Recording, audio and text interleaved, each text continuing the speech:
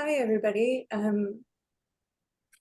am excited to see people here joining us for this conversation. Thank you for coming today to be with us for this C Magazine Salon event, which we've organized in tandem with the 2023 C Magazine Contemporary Art Auction, which is open for bidding now through November 13th. I am Tess Edmonson. I'm a writer and editor based in New York, and I am the managing editor of N+1 magazine, which, for those who maybe don't know, is a magazine about politics and culture from the left. I also write about art and have been a contributor to many art magazines in both Canada and internationally, and including C Magazine. So I'm also on the board of C Magazine, which is a magazine that I love and am proud to contribute to, and to which I feel some amount of professional debt because C Magazine was, I think, the first place that published my writing as an early career art critic, like if not the very first, then among the first. So I'm very humbled to serve on the board of it now, as a way of sustaining this important space for emerging voices that has really defined the profile of the magazine since its beginning in 1984, and that has been so meaningful to me personally. So I just want to reiterate my gratitude to everyone who's joining us today. It's been an extremely heavy time, and I'm sure that for everybody here, as it's been for me, it's been a difficult time to focus on work or writing or thinking about art. And I don't want to be overly kind of optimistic about the work that artists or critics or editors can do, or overestimate our power necessarily, but I do feel extremely grateful for the work that C Magazine does, and for its clearly articulated decolonial politics, and its capacity to foster discourse that challenges systems of colonial power in Canada and internationally. I'm incredibly grateful to its editors, to Joy and Mandek, for creating this space and for guiding us towards the conversation that we're having today. So in the middle of this, we've also been working on organizing and launching this auction. I've been organizing it with C's publisher, Sarah Nelman, and my co-chair from the magazine's board of directors, Caitlin Chasen. And I think it's a really incredible collection, and I'm extremely proud of it. And I'm wildly grateful to all of the artists who have contributed work, including the three artists who are joining me today for this conversation: Alex Turgeon, Walter Scott, and Christian Vistan. So I've invited them to present their work and to think through the role that text and language and writing play in their visual arts practices, with the goal of learning a bit about their work, as well as thinking about the kinds of opportunities or insights or creative or political possibilities that working at the intersection of text and visual arts provides. I think between these three artists, we're going to get a kind of interesting range of approaches with some similarities and also some meaningful differences in the ways that language is folding into their practices. So for example, Alex and Christian both write poetry. I've seen in Christian's most recent exhibition at Unit 17 in Vancouver, poetry printed and displayed alongside their paintings, making this kind of interesting intervention into more conventional exhibition practices. Some of Alex's poetry is collected in this book that I have right with me, Love Poems for Series, which is a maybe more traditional kind of poetry publication or project, or it's at least kind of more in keeping with the disciplinary norms of poetry publication, but it's also very much an artist book with visual elements. And I, of course, think of Alex's work that's very influenced by the history of concrete poetry and that incorporates text as a visual or graphic element.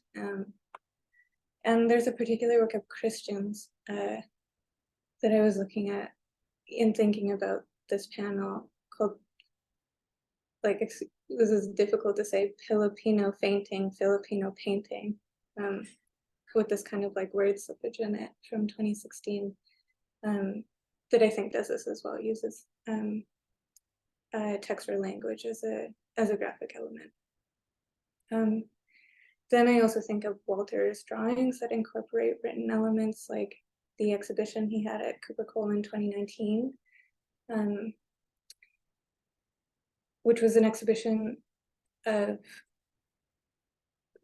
drawings that have writing on the picture plane, some of them, like as in drawn thought bubbles or depictions of scraps of paper with writing on them, or written cues that kind of organize or give meaning to the rest of the image. And obviously organizing and giving meaning is like precisely the work that writing does in Walter's wonderful comic strip, Wendy.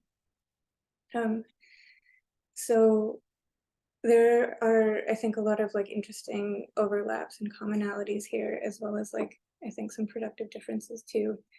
And you know, I'm also thinking that all three of these artists have performance practices that include scripted writing too. So that's another commonality.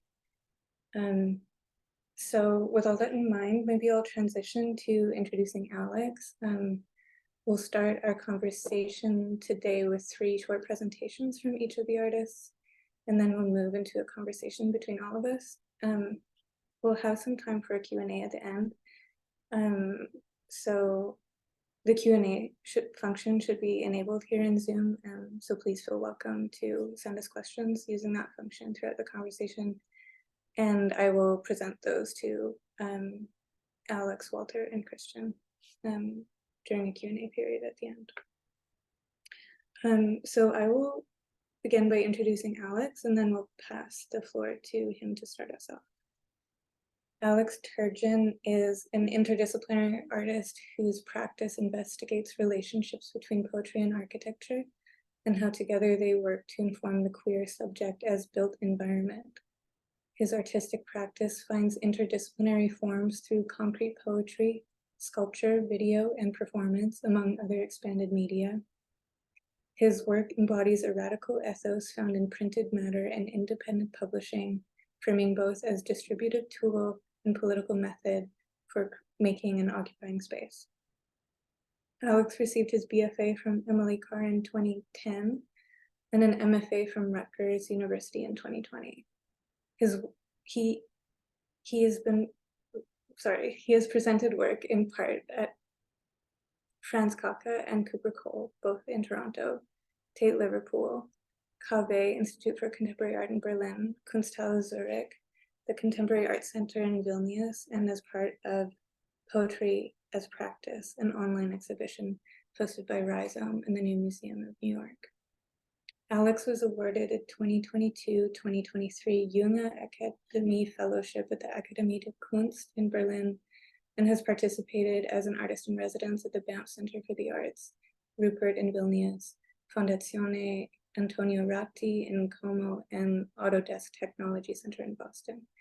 He has contributed to publications such as C Magazine, Freeze, Moose, Flash Art, and Canadian Art, RIP, among others. Alex is a forthcoming visiting artist in conjunction with the exhibition Ulysses Carrion, Bookworks and Beyond, presented at the Princeton University Library Gallery in 2024, and later next year will present his first institutional solo exhibition in Canada at the Southern Alberta Art Gallery in Lethbridge. So Alex, I'll pass the floor to you. Thanks very much, Tess, and hello to everyone. Thank you for joining. I just also wanted to say a shout out to C about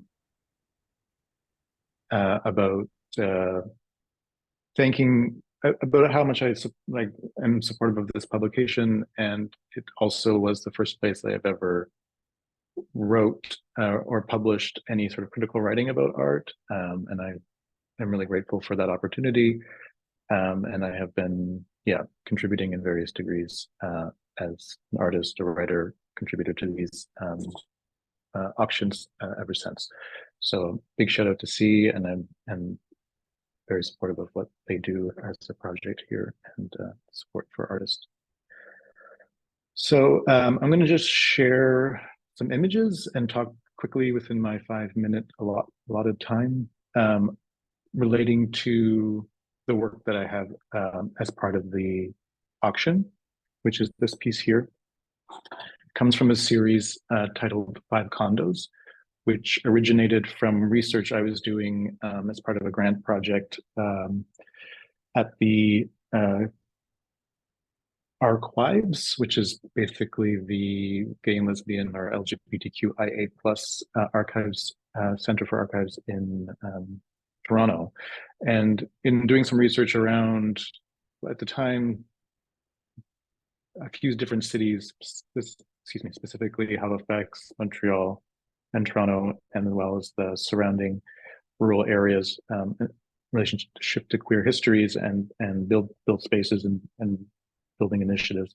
I found this reference to a housing development in the village around here in Toronto. I'm based in Toronto now, called 5 Condos, and I was very taken by that as a term, also as a constraint, as a kind of thinking through my own biography. My family comes from a place called 5 Islands in Nova Scotia, and I was very interested in this transition from the rural space to the cityscapes, and thinking through 5 as this kind of not really like a haunted number, or a number that just seems to pop up in my life somehow, and using it as this formal and poetic constraint produced this series of works called 5 Condos, which are groups of 5 towers produced using a typewriter and based on a sequence. The original sequence or stanza would be memorize the city of hearts, and then every iteration, which was about 22, I think, in the end, was based on a kind of rhyming scheme from that first initial 5 that stanza. So in this case, it says marbleize the city of beaux arts. It's kind of like stretching the way in which rhyming schemes can function. And so originally this work was part of an exhibition in Madrid at a project space specifically focused on like language practices and visual arts, called Youth in Madrid. And these are 4 of the original typings for concrete poems here on display there. And there's another one. This was the kind of namesake. So this one says, memorize the city of hearts. These just kind of give reference. This is a group exhibition, so there's 2 other artists presented here. There's another little detail. And so the typewritings became a book. This is actually pulled from the Printed Matter Instagram.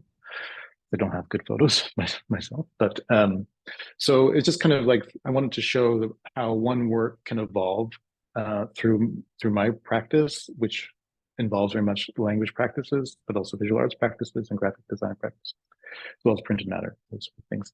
So the original typings became a book, which then later became this wallpaper. This was an exhibition I did at Cole with Janine Marsh last year in their basement space. Actually, I think the same space Walter showed up that Tess was mentioning. And so the wallpaper kind of extended a bit of that initial design, I guess you could say.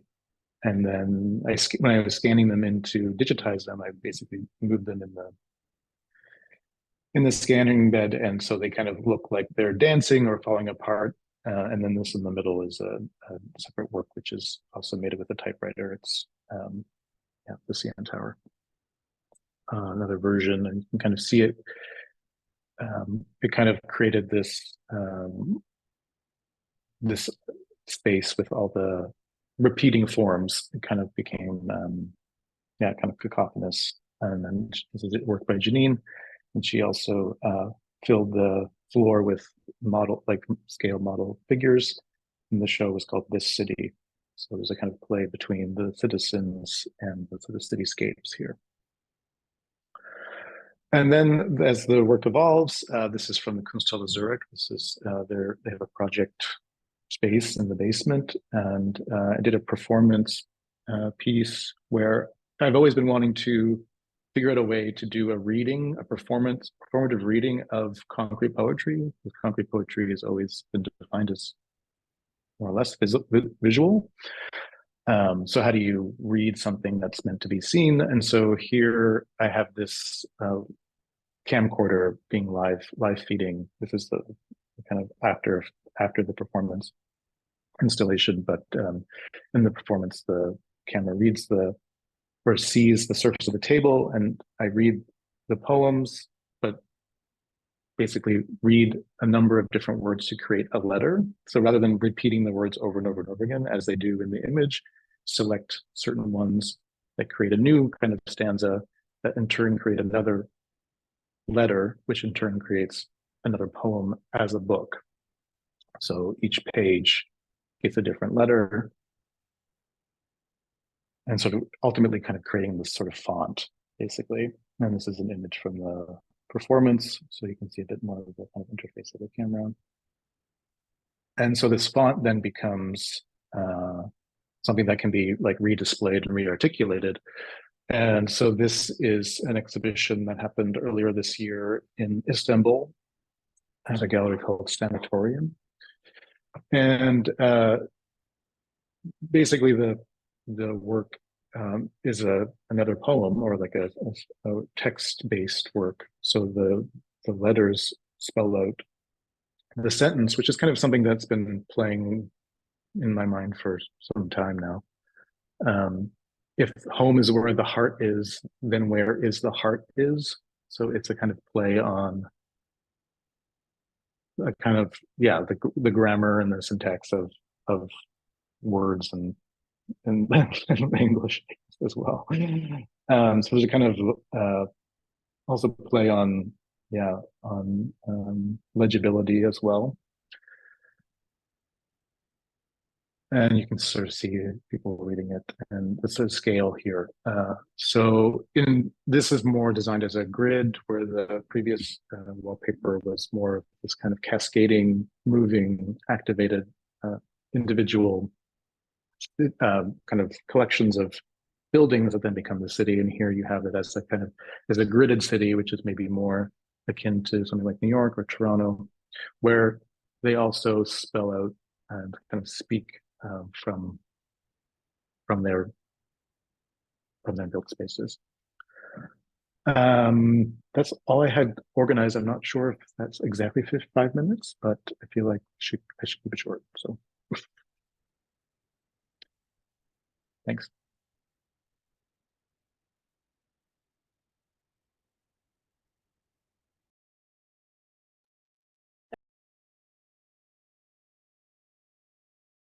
So you're still muted. I should be unmuted now, right? Okay, thanks. Thank you, Alex. And I think next I'll invite Walter Scott to talk a bit about his work. So just by way of introduction, Walter Scott is an interdisciplinary artist working across comics, drawing, video, performance, and sculpture. His comic series, Wendy, chronicles the continuing misadventures of a young artist in a satirical version of the contemporary art world. Wendy has been featured in Canadian art, Art in America, and published online by The New Yorker. Recent exhibitions include Naughton Gallery in Belfast and the International Studio and Curatorial Program in New York. Walter's most recent graphic novel, Wendy, Master of Art, is out now from Drawn Accordingly. Walter, go ahead. Thank you, everyone. So I'm just going to share my screen.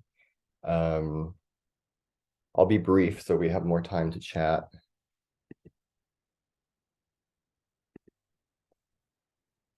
Here we go. Can everyone see my artwork?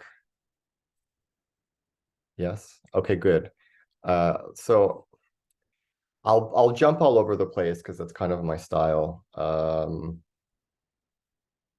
And I'll begin with this piece that is titled either Unearned Sense of Calm or Additive or Associative Process. I actually do not remember the title. This is in the auction. It's quite large. It's like this. But I just wanted to start there to sort of situate like where I'm at, what's in the auction, but like the way this kind of drawing started for me was the journey began in 2018. This is an exhibition at Macaulay Fine Art in Vancouver. I had like just got out of my MFA, and all of this work that you see in here was produced as quickly as possible in my MFA studio and shipped. Wait, is that true? No, I was in my MFA when I made this work. And it got like a couple of lukewarm reviews. A lot of people's concern was that it really wasn't saying much. And I think it was because they were sort of comparing it to Wendy. You know, Wendy is so much immersed in language. There's a narrative, there's a story, and then these are these inert sort of sculptures that are sort of just sitting there, or, you know, in this case, lying there or standing there. And I didn't so much get offended as much as I decided, like, well, let me think about that then, because maybe they should say something. And then I didn't think about it for a while. But then when I was in New York doing a residency in 2019, we had an open studio like pretty much the millisecond that we arrived. So I didn't have anything to present. So I printed out these images of these sculptures and I put them on the wall and then forgot about them again. But then I was making some drawings and it dawned on me that I could like take these pictures of these sculptures and cut them out and like incorporate them into sort of like a collage, you know. So this is an example of that. And in that way, the sculptures kind of became characters in like a narrative of their own, which feels natural to me because I write comics, right? So it just felt natural to put them into this like fictional universe. And yeah, I mean, I'm kind of skimming, but an extension of that is that this is an animated film that I made that similarly sort of takes like two kinds of realities and sticks them together so that you have one layer of this like cartoon, but all of the scenes are like places that I was living in or working in at the time. So this was my sublet in New York. So there's a metafictional sort of narrative there. I mean, from this thumbnail, it seems like I was like quite miserable at the time, but it's like the story is like kind of like about, actually maybe I won't talk about that. I'm just trying to pull up. I guess another example of like having two like sort of ways of communicating hit up against another thing is I really am interested in things that are like fabricated for presentation, shown alongside literal garbage, and putting those together because one is sort of like happenstantial and detritus, and then one is like deeply considered and meant to exist in the world for a reason. So that like that's another way that's sort of that I kind of feel like it's a putting two sort of realities together.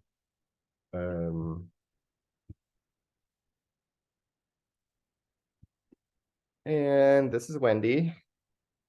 Actually, now that I'm on this thread, I'm thinking of this as well. Like this is a fictional work of art that she made called Lacan's Table, and it's a book that she stuck in a table and filled it with resin. So it's like a work that could exist in real life, but like, and maybe it will one day, but it'll be a reference to a fictional work of art that you see here in this comic panel. There's so many more things that I can talk about, but like I probably will just as the conversation continues. I'm also making this puppet film. So that's it for me. Cool. Thank you, Walter. And I'll also introduce now Christian Vistan, who is an artist and curator originally from the peninsula known as Bataan in the Philippines, who now lives and works on Musqueam, Squamish, Tsawwassen, and Tsleil-Waututh territories, or Vancouver and Delta, BC. In their artworks, they translate experiences of distance and diaspora into hybrid forms that fold together various elements, including memory, place, poetry, and abstraction. They're particularly interested in thinking about working with water as a material in painting and in personal, familial, and migrant histories. Vistan's artworks and curatorial projects have been presented in Canada, the US, and the Philippines. They run and co-curate Dreams, Delta, a room for artist projects and exhibitions located inside their family home in Delta, BC, with Bob and Sue Kay. They received their BFA from Emily Carr in 2017. So I'll hand it over to you, Christian. Hi, thank you, Tess. Okay, I'll share my screen.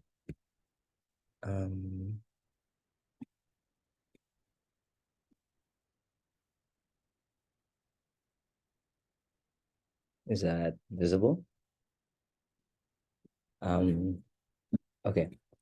So yeah, I guess I wanted to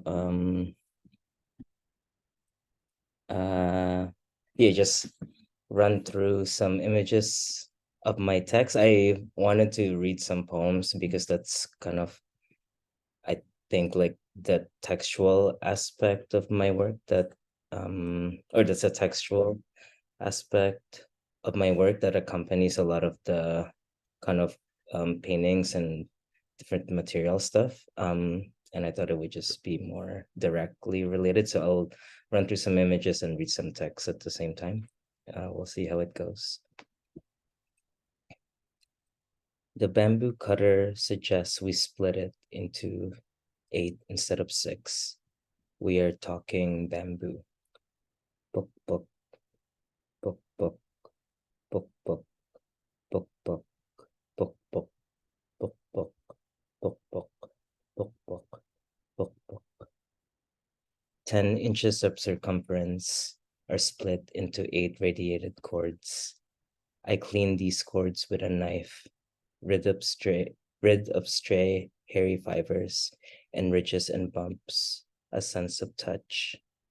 Language develops on the shore, in the library, computer and notebooks, on the phone, in the food court, over soup. It sounds like a hand holding a tool, using it. A riverine tongue writes, a hand folded over, a grasp labors a sequence of onomatopoeias, hitting, striking, rubbing, whittling. Book, book, book, book, book. Kiss, kiss, kiss, kiss, kiss, kiss, kiss, kiss. Book, book. Kiss, kiss, kiss, kiss, kiss, kiss, kiss, kiss, kiss, kiss. Book, book, book. Kiss, kiss, kiss, kiss, kiss, kiss, kiss, kiss, kiss, kiss.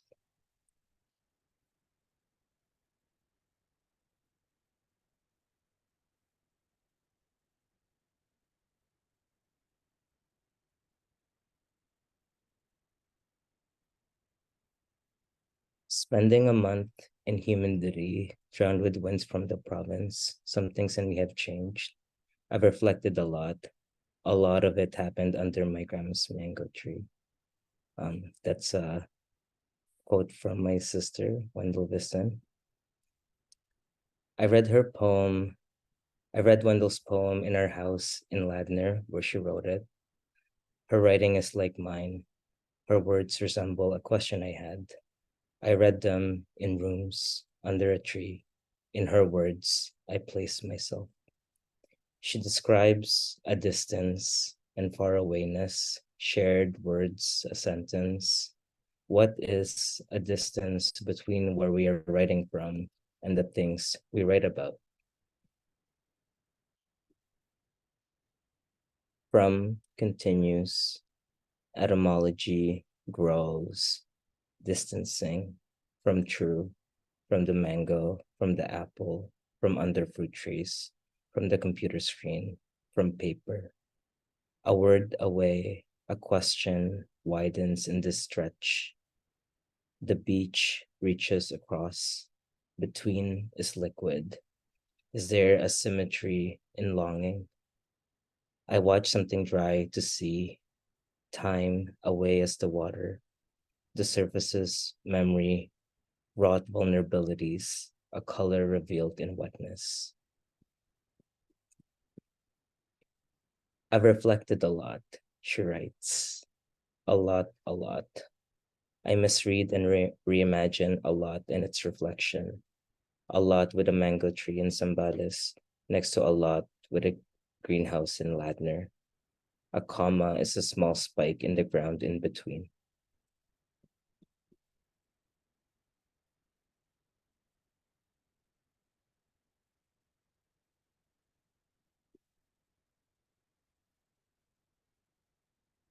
From the place I am writing, about nearing the place I am writing, on by place I am writing, outside it becomes an object.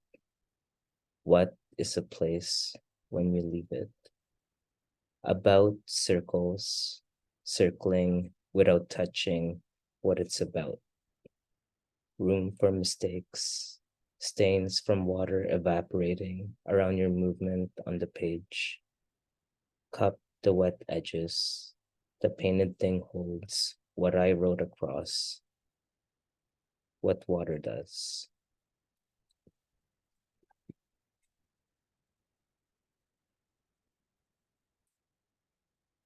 Thank you.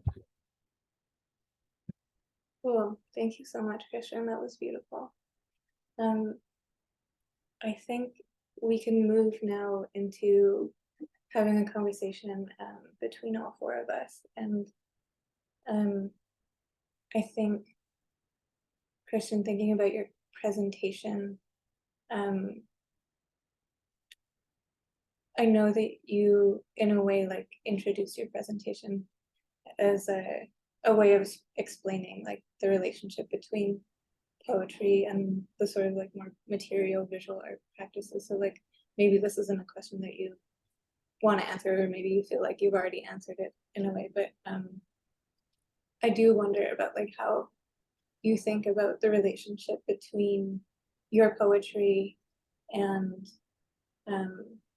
especially painting.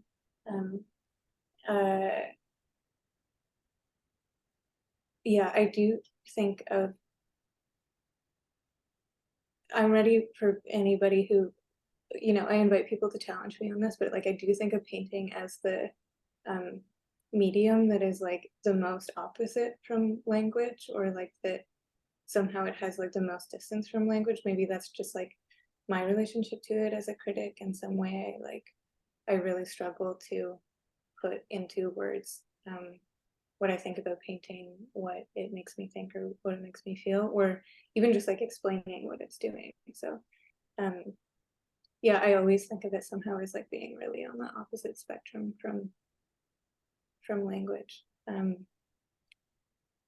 But yeah, so I mean, this is a question for the poets among us, Alex and Christian, although like, you know, Walter, obviously. I think this is relevant to your work too, in the like, you know, sculptural practices that don't have language in them, or like also maybe like I wonder about what their relationship to language is, but especially for poetry, Christian and Alex, I wonder what, like, how do you see those two mediums operating with each other? Are they like, you know, do they like live next to each other? do they like happen, you know, are they all part of the same system, which is like you're the artist and they come from you, so it's the same? Or yeah, I would invite you to answer that question however you like. Yeah.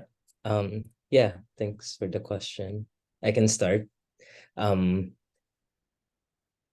kind of, yeah, I guess like I've been thinking about writing my writing and my writing as like something that documents different kind of performative things, or like different acts, or different yeah, just the different kinds of processes that I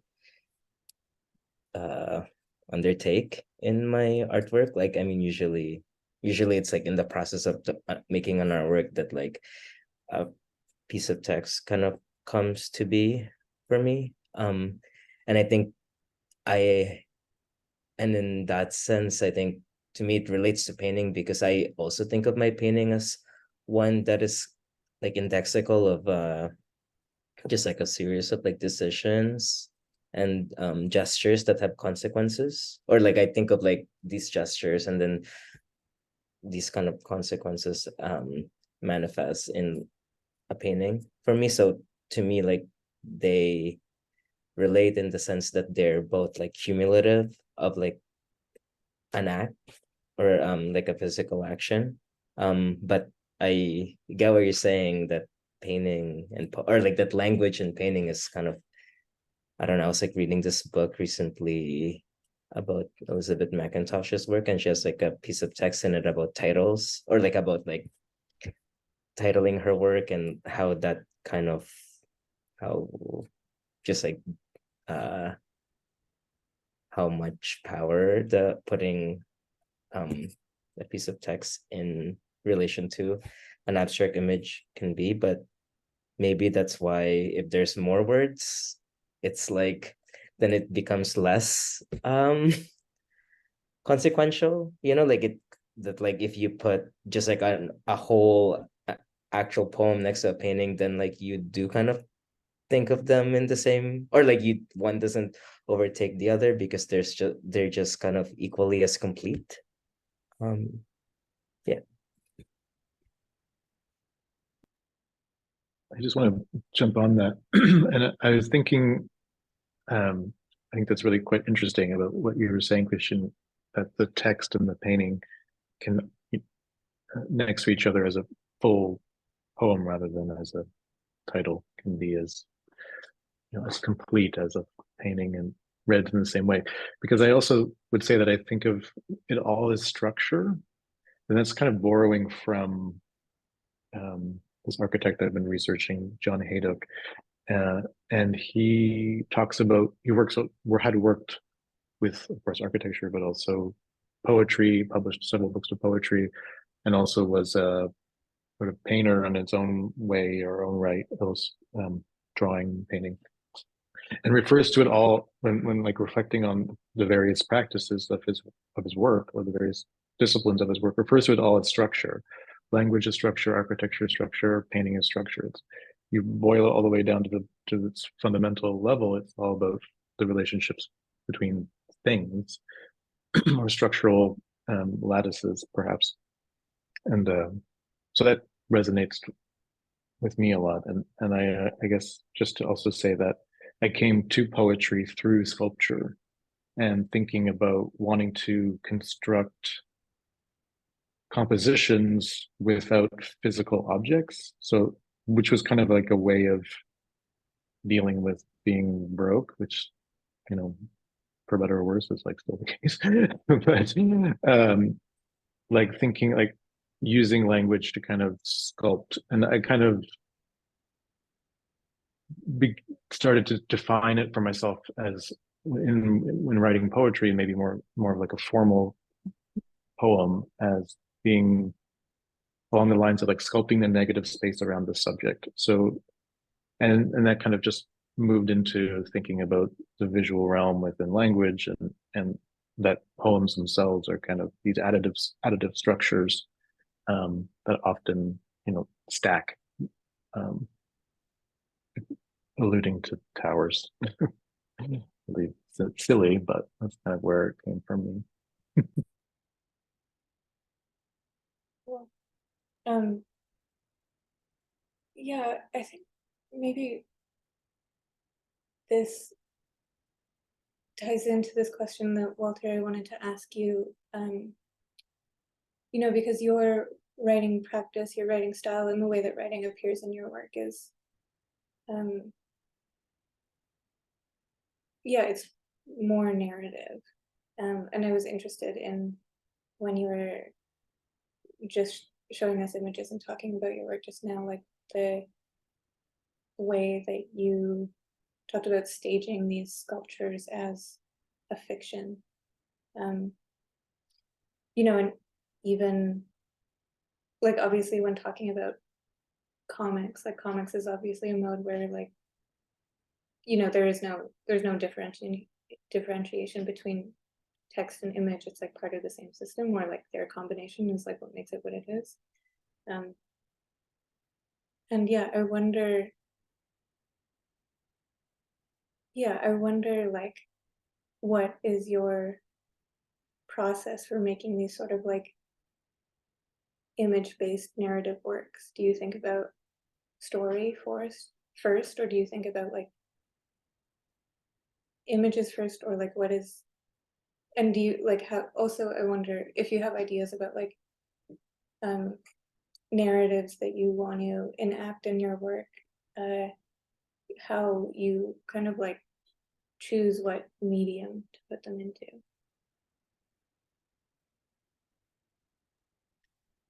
Thank you for the question.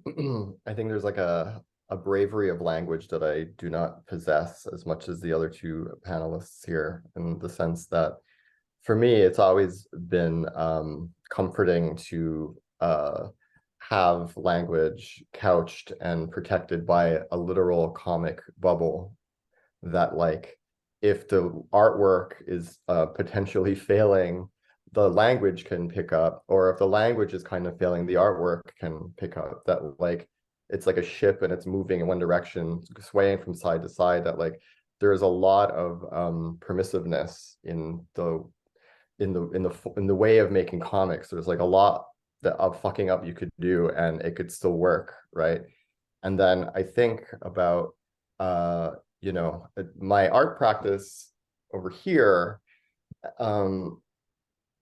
the daunting idea that like the language is entirely different. And one way that I've been able to inch my way into being more confident in using language in like sculptural forms and in drawings and paintings is to embed them in a narrative again.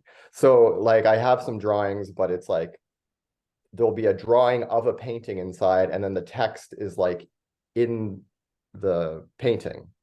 So there's a meta sort of layer of removal between reality and fiction, that like I really thrive and I really thrive, and I really sort of need these sort of like meta layers to make me feel sort of comfortable. You know, like I'm no Barbara Kruger, right?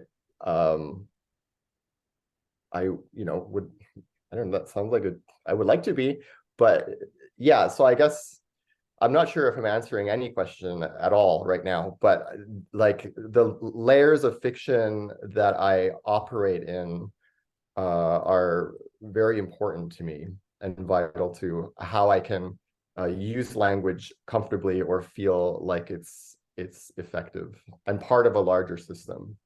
Yeah, I mean, I see that in your work, and I also think that like as much as you're sort of like, you know, being a bit self-deprecating right now or whatever, it's like there are like, this is also All an act. you know, this is also like where, you know, these really like amazing moments happen in your work, in the sort of like yeah, the sort of like meta fictions, or the works within it, or yeah, just like these various layers. And that is something that characterizes your work, and that is like so enjoyable about it. And I think that also relates to another question that I wanted to ask you guys, which is about humor, because also that's a space where, in your work, Walter, where humor can happen. But as I was kind of thinking about all of you and your work, I was surprised that this kind of occurred to me as like a commonality, that like language is a place where humor enters. Like, Christian, I'm thinking of your painting that I mentioned earlier, that I'm gonna struggle to say again, Filipino painting, which just like has those words repeated on the surface of the canvas, and it's kind of a one-liner, but it's like also so funny and so good, and it's like repeated, across like this like quite large canvas. And I see that in your work too, Alex, in these like moments of like wordplay. There's like these slippages, things that are puns in language, or also kind of like visual puns. And then, yeah, and Walter, the kind of humor that happens in those spaces, or obviously like in the narrative of something like Wendy, or in the drawings, there's a lot of humor that comes through. So I wonder if any of you want to talk about that.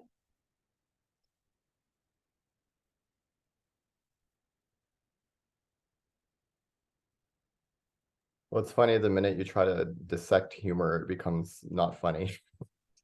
True. So be prepared for me to be extremely unfunny when I answer the question. But I guess the thing that was like interesting and noticing this about your work is like that there's something about humor that seems a little bit taboo.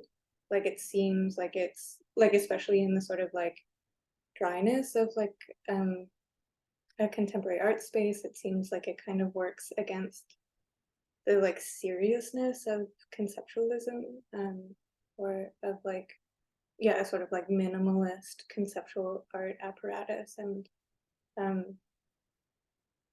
I think that's like a really funny space to kind of like undermine a little bit and like create some friction with, or maybe work against. Well, maybe it'd be helpful. I mean, I'll just briefly respond to this question, but maybe it'd be helpful if I just share my screen, because I'm thinking about a specific artwork that I want to talk about.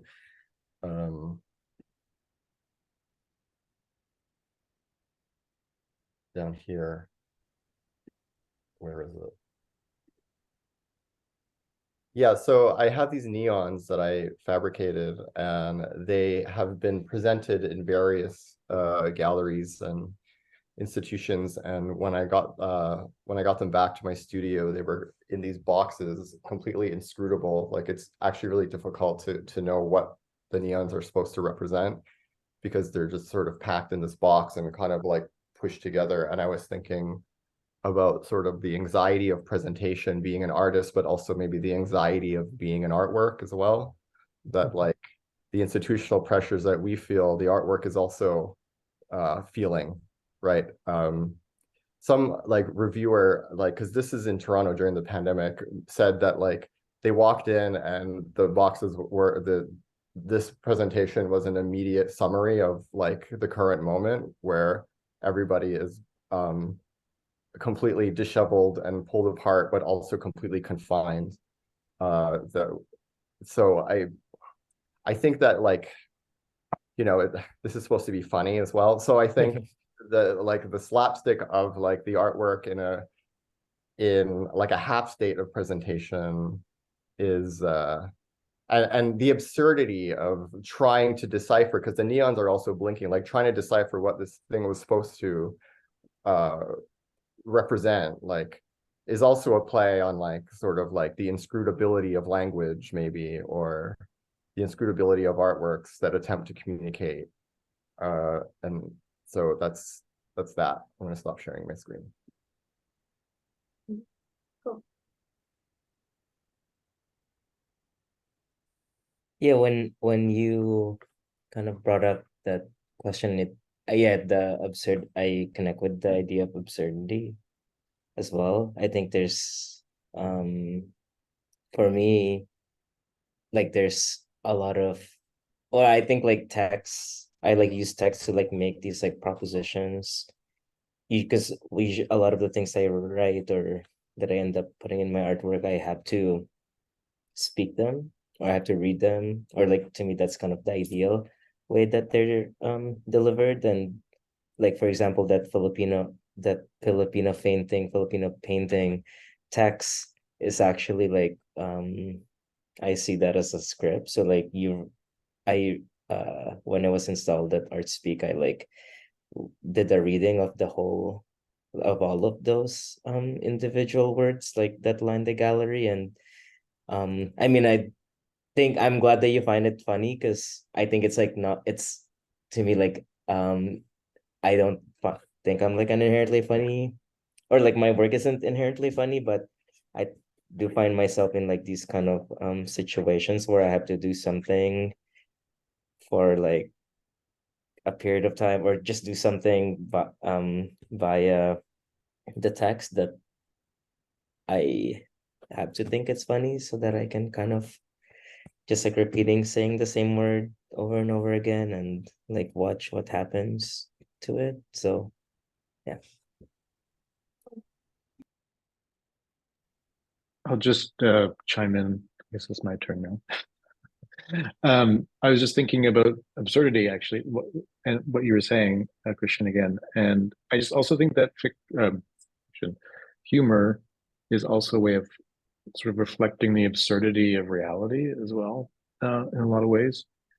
And I also think of it as a tertiary layer in the communication system of art. You know, you have visual, you have, in this case, textual, and then this third element is a humor in some cases. And it also is, I mean, at least for me, I can only speak for myself, it's sort of designed for a very specific public. So it's not always accessible. Um, and that's just kind of because I have a really weird, dry sense of humor. But I think things are funny that, or I kind of, I guess, work in ways that are supposed to communicate, yeah, the things that I find absurd about reality, or my reality anyway. So that's kind of like where I situate myself within, I guess, humor. I don't think of myself as a necessarily funny person, but I do like to be funny and laugh. I think you're funny. I think maybe we can transition quickly to taking questions from the Q&A. There is one typed in here that I'll read out. If anybody else watching has a question, please type it in the Q&A function at the bottom there. So this question that I have is for Alex. I will read it out. To what extent, if any, has Michael Morris's innovative exploration of visual word, letter, number, and symbol arrangements influenced your work? Do you know the artist Michael Morris? I don't. Yeah, actually, it's funny. I have this book Okay. right here. So, but this is something I recently purchased, and it has a lovely overview of his what's his other people's work, but of his text-based collages. And I would say, I'm sorry, my blurred background doesn't make for this. So anyway, I will say that I wasn't aware of his work in that context necessarily prior to seeing this book or maybe researching his work more, but I knew of his work as a student at Emily Carr because he was kind of prevalent in that scene, and or at least the history of Vancouver, especially with Image Bank, another book I could pull. And I think just his kind of geometry, and you know, as I kind of matured and learned to look at his images actually more maybe with a more open mind, I kind of started to realize that they are also quite funny and also really camp. And, also, him working as a queer person, especially through Image Bank, but also later on in his paintings, they're also really geometric and respond, I guess, specifically to the city as well. So I think I wasn't necessarily, I can't really say I was influenced by his specific play in language compositions, but I think looking back on his work as a, I guess, more mature artist, if I can say that, I can see a lot of the language similarities that perhaps we're both interested in, or have been, because unfortunately he passed away. Well, I hope that answers the question.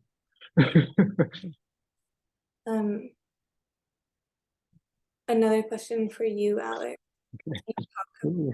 Can you talk about the poem in Marbleize the City a bit more?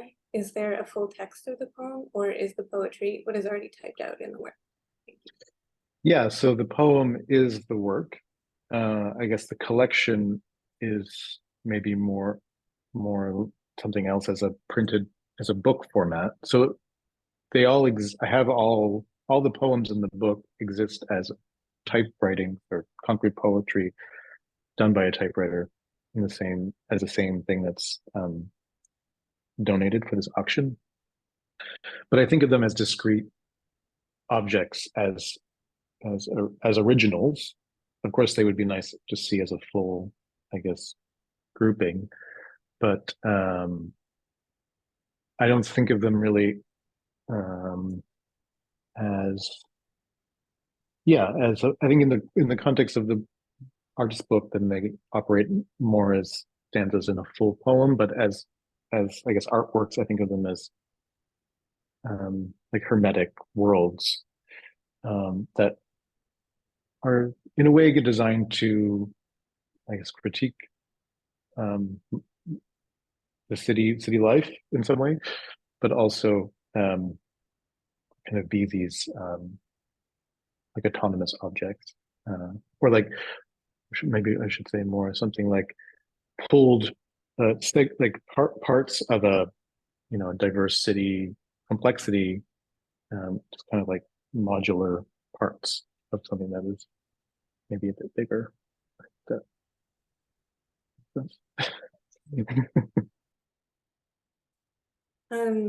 Unless there are any more questions that pop up in the next 30 seconds in the Q&A, I am going to take this opportunity to thank you guys for this extremely thoughtful conversation. And yeah, thank you also to everybody who's joining us. And yeah, I want to reiterate that, like, if you're in the position to, you might consider supporting C by bidding in the auction. This is a bit of a corny thing to say, but like I really believe in the collection that we put together, and I think like historically the thing that C has always been extremely good at is identifying really critically rigorous and politically engaged artists who like go on to have long and meaningful careers. And I think the collection and the auction also speaks to that strength too. So just as a reminder, the auction is live through November 13th, which is the Sunday, and all the funds from the auction will go to C to support the extremely important work that they do. But thank you so much, Walter and Alex and Christian, for your time. It's been like so nice chatting with you. Thank you.